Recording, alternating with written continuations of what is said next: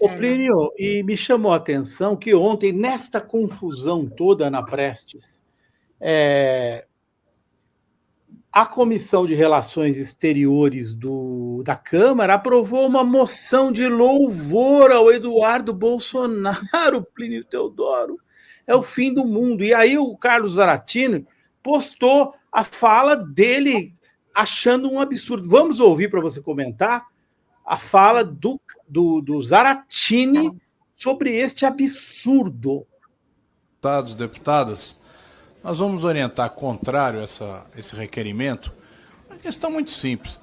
O deputado Eduardo Bolsonaro, ele se autoexilou. Ele não foi ameaçado de absolutamente nada. Ele não teve nenhum tipo de perseguição. Ele tem um mandato soberano que lhe foi dado pelas urnas e ele não quer exercer esse mandato. Ele prefere ficar fora do país. Mas fora para quê? Para articular contra o Brasil, para fazer uma mobilização contra o Brasil, para querer reivindicar dos Estados Unidos uma intervenção no Brasil ou represálias contra o Brasil ou suas autoridades. Então não tem sentido isso. Então nós não podemos aplaudir esse tipo de atitude. Nós não podemos dar louvor a esse tipo de atitude. Não existe nenhuma forma, possibilidade de estar de acordo com isso, porque não houve nenhuma perseguição ao deputado Eduardo Bolsonaro.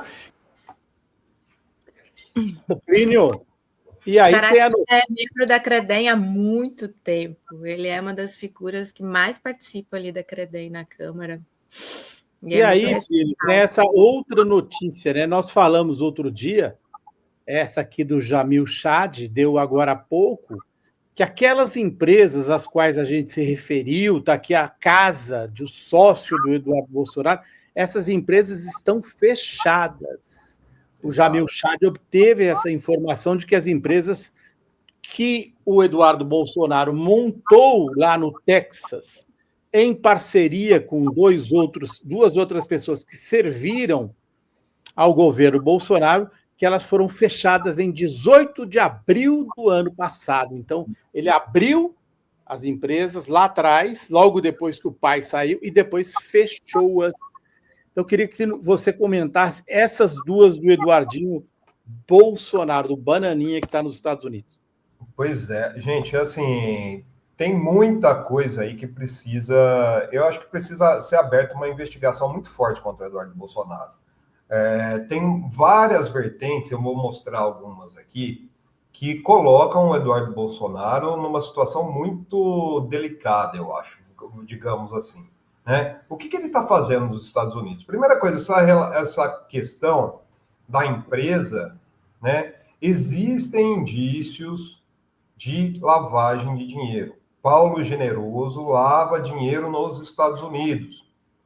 Uma empresa foi aberta, ficou um ano, exatamente um ano e um mês aberta, depois foi fechada.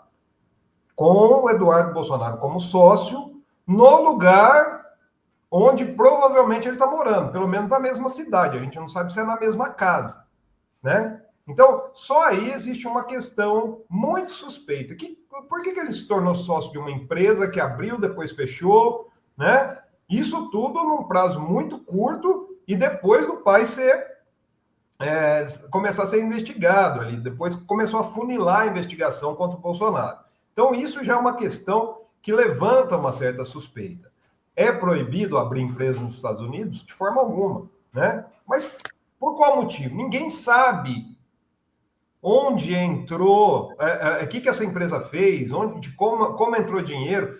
Exige dinheiro abrir e fechar empresa, não exige? Como é que foi feito isso? Acho que é interessante, viu? O Azenha, que tem bastante fonte lá nos Estados Unidos, talvez a gente dá uma escarafunchada nisso. Será que teve entrada de dinheiro ou não? Teve o seguinte, o Paulo Generoso, que eu já levantei, ele faz um empréstimo de $140 mil a um terceiro. Só que aí o Eduardo Bolsonaro não assina, mas a empresa é a empresa comum deles. É dado como garantia, são dados como garantias alguns terrenos lá em Arlington, no Texas. O Paulo Generoso assina o empréstimo e depois é quitado este empréstimo, $140 mil. dólares são emprestados por essa empresa. Então, não é que ela foi criada e não fez nada. Ela teve uma movimentação, né, nesse núcleo de empresa. A gente não sabe que uso que o Eduardo fez é prematuro, né? É prematuro dizer. Mas já levantei este dado aí. Eu estava até com os papéis aqui, não está nesse momento, mas ele fez esse empréstimo de 140 mil. O generoso, o tal do generoso ao qual você se referiu, que era sócio. 140 mil dólares, que é mais de R$500 milhão, né? É uma cifra interessante aí para se rastrear, né? Como é que esse dinheiro chegou lá? Agora, outra coisa, eu acabei de subir uma matéria lá na revista Fórum.com.br, viu, Ana e a Zenha, está dando bastante acesso. O que está acontecendo? O que o Eduardo Bolsonaro está fazendo nos Estados Unidos? Né? Vocês falaram aí dessa moção de aplauso, né? Moção de homenagear aí para de aplauso. Né? Que é uma moção dos bolsonaristas na CREDEM, que é a Comissão de Relações Exteriores da Câmara. Quem controla a Comissão de Relações Exteriores na Câmara? O Eduardo Bolsonaro. Quem mandou entrar com essa proposta de aplauso? Foi o Eduardo Bolsonaro, que colocou o Felipe Barros na presidência. E, gente, olha para vocês verem, essa matéria diz muito isso. O Eduardo Bolsonaro está montando um novo plano de o cabo e o soldado para fechar o STF. É isso que ele está articulando hoje nos Estados Unidos. A primeira pauta que foi aprovada, colocada e aprovada na CREDEM, que é dominada pelos bolsonaristas, foi justamente a convocação do Mike Pence, que é um time B do primeiro mandato do Trump. Time B, o Azenha conhece bem, a Ana conhece bem. Não é nenhum escalão. Só que o que esse cara fez? Ele saiu falando aí que a USAID, né, financiou a estrutura, o judiciário brasileiro. Falou um monte de bobagem sem apresentar prova, né? E que o Bolsonaro só não ganhou porque houve intervenção da USAID aqui no Brasil, que é uma agência que está sendo fechada pelo Trump, né? Ontem, depois do julgamento em que o Bolsonaro se tornou réu, é outra coisa que eu coloco lá na matéria, gente. O que houve? O Eduardo Bolsonaro, ele não tuitou muito ontem, não, mas ele fez questão de comentar o compartilhamento aqui de uma publicação de um influencer bolsonarista que pegou e tirou um print de uma conversa do Elon Musk e do Bukele, falando assim, ó, o Elon Musk fala o seguinte: a única maneira de restaurar o governo do povo na América é impeachment de juízes. Ninguém está em cima da lei, incluindo juízes. Foi o que foi preciso para consertar El Salvador. O mesmo se aplica à América, né? Em cima de uma publicação do Bukele, presidente de El Salvador, que é um cachorrinho do Trump, né? Que fala assim, ó, se você não acusar os juízes corruptos, você não pode consertar o país. Eles formam um cartel. Olha a palavra que ele usa, uma ditadura judicial, e bloquearão todas as reformas protegendo a corrupção sistêmica. É o mesmo termo que é usado pelo bolsonarismo. Vem o Eduardo Bolsonaro e comenta aqui, ó, verdade, Bukele foi corajoso e enfrentou o sistema, mas não bastou só isso. Ele próprio diz que no início, aqui, ó, que está abrindo aqui, que tem. Ele próprio diz que no início do mandato, 2019 a 2021, foi muito bloqueado. Este foi seu principal desafio.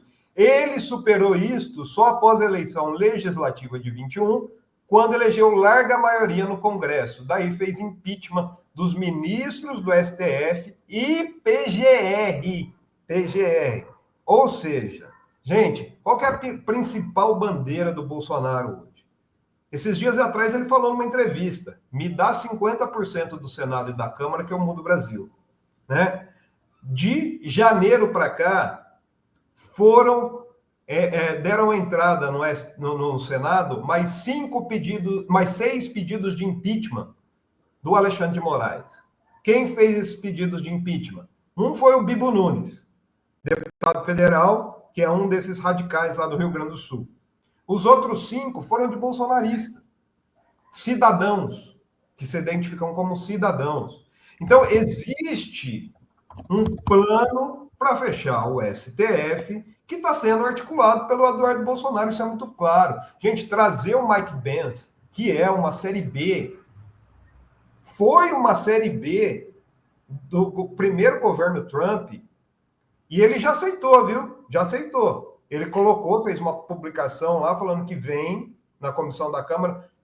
Por qual motivo eles querem fazer isso? O Plínio, do Bolsonaro.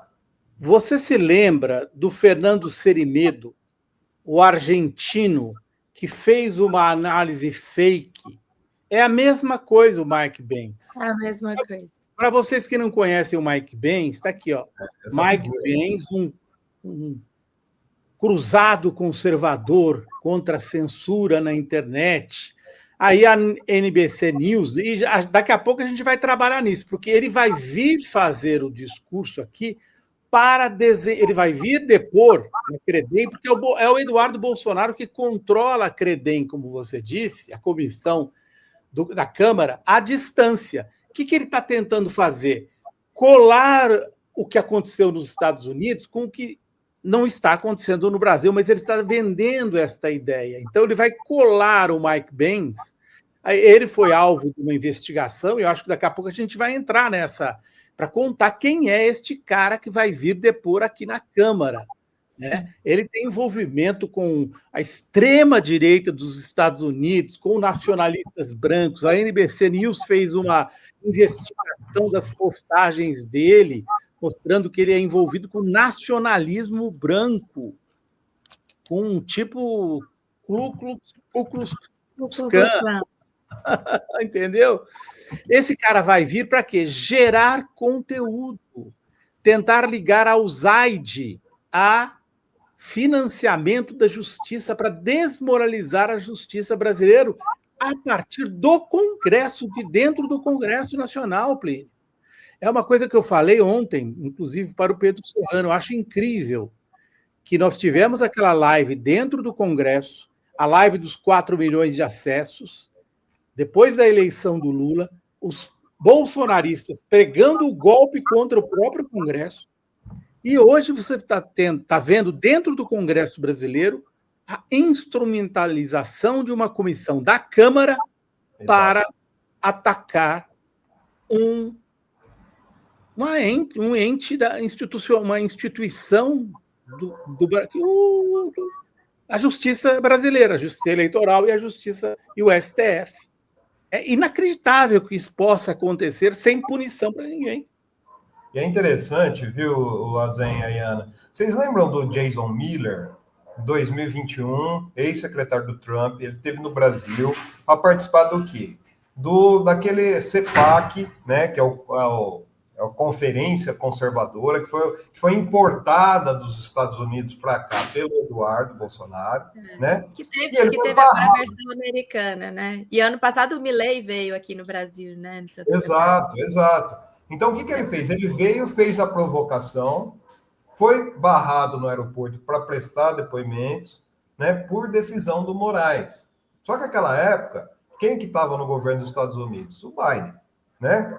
Hoje, essa figura vem fazer o mesmo papel na Câmara. Ele vem provocar uma reação da justiça brasileira. Ele vem falar mentiras na Câmara, né? Ganhar esse palco. Ele vai provocar uma ação falando, ó, isso daí é uma violação da soberania nacional que ele está fazendo. Ele está vindo de outro país para vir dar um depoimento casado, combinado, numa comissão de relações exteriores de um poder para atacar outro poder, e daí vai exigir uma ação da justiça brasileira, né, das autoridades brasileiras.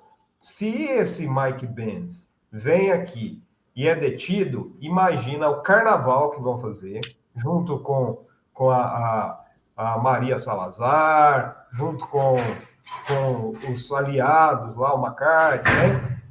Junto ao governo dos Estados Unidos para sanções. Então é um jogo de cartas marcadas, gente. É muito perigoso o que está acontecendo. É a única saída.